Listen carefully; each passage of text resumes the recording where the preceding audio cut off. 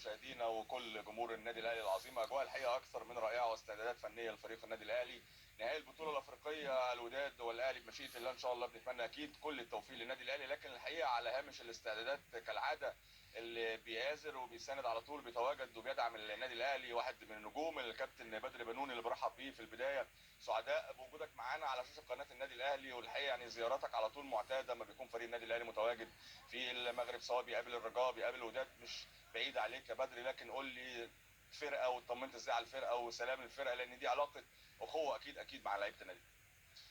طبيعة الحال هي علاقة أخوة، علاقة حب بين بدر بنون ومسؤولين النادي الأهلي واللاعبين إخواتي، وكمان مسؤولين الحمد لله في علاقة احترام. أنا لعبت في يوم من الأيام في النادي الأهلي وده شرف لي، والحمد لله العلاقة خلصت باحترام وبمودة وبحب. وده بيبين من كل مرة أجي أزور فيها النادي الأهلي وهو موجود هنا في المغرب. الحمد لله كل الناس في حب، في علاقة كويسة زي ما قلت لك. وأتمنى إن شاء الله في يوم من الأيام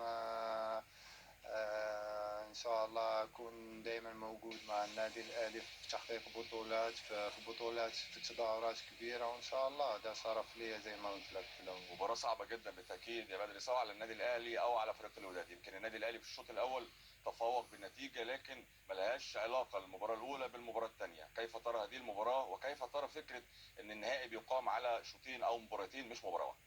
هو صحيح احنا من زمان كنا عارفين بأن النهائي بيتلعب في مباراة واحدة، بس السنة دي غير.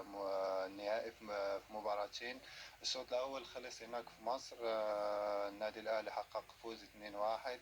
باقي الشوط الثاني هنا في المغرب، بس هي أكيد هتكون مقابلة صعبة، بس أنا بظن أن لاعبين النادي الأهلي خلاص هم متعودين على النهائيات، متعودين على البطولات، حتى صاروا متعودين على الحضور الجماهيري الكبير اللي بيكون موجود هنا في المغرب من خلال ماتشين السنة اللي فاتت قدام الرجاء، ولا النهائي السنة اللي فاتت مع الوداد.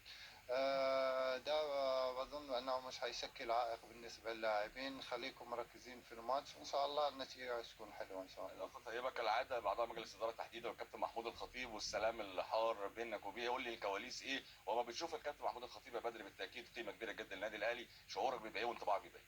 بطبيعة الحال هو كقيمة هو قيمة كبيرة جدا الحمد لله. أنا يوم كنت موجود في النادي كانت بتربطني بيه علاقة كويسة، دايما كان في اتصال معايا. لو ناقصك حاجة، لو عاوز مننا حاجة، هو كان بيتواصل معايا على طول. الحمد لله ده شرف لي أنني في يوم من الأيام اشتغلت مع رئيس زي الكابتن الخطيب ده، من غير أنه رئيس نادي الأهلي، لا شخصية محترمة جدا وشرف لي. وحتى الحين دار في حوار بيني وبين كابتن الخطيب، ورحب بي وعرض علي حتى يوم أبطل كورة إن شاء الله قال لي ألف مرحبا بك في النادي الأهلي. وده لو ما كانش العلاقة كويسة بظن أنه ما كانش هيكون الكلام ده شرف لي، وكابتن الخطيب فوق راسي يا حبيبي. شكرا شكرا تسلم. جزيلا، شكرا جزيلا، كل الشكر